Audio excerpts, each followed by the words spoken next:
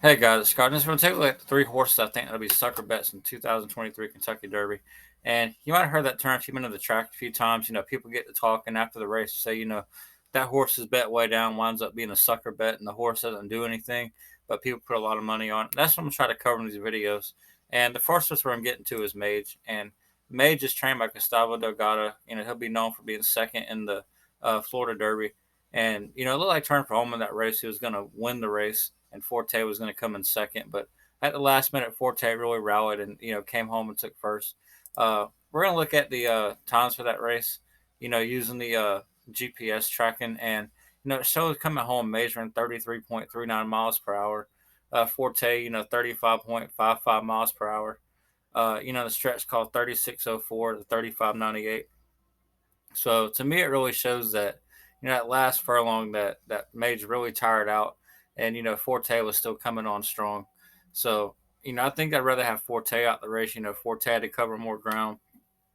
Uh, he did ultimately pass Mage. The distance going to get further.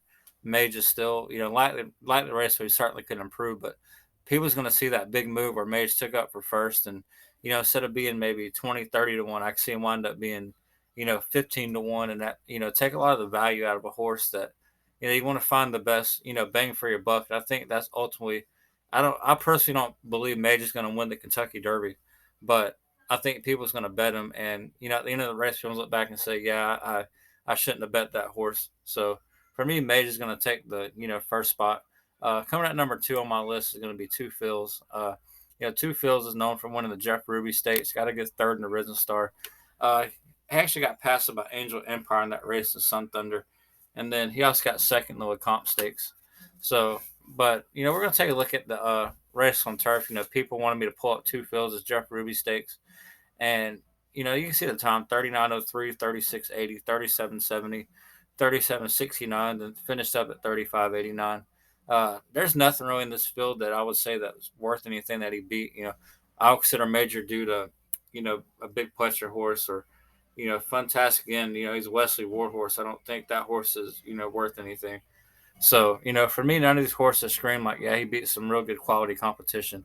But I want to more say his performance is going to be like the, Risen Star, where, it's going to come in the late run, but maybe just a cut below some of the top horses. And, because of that, he's going to take a lot of money because he does have technically the highest buyer in the field off of that Jeff Ruby Stakes race. So I can see him going down under maybe 10 to 1, definitely a lot of the value since he ran such a visually good race was taken out. But you got to remember that race was over synthetic, and now they're back on the dirt. And for my money, I'm willing to bet that we're going to see more of the Risen Star type effort, not so much the Jeff Ruby Stakes effort.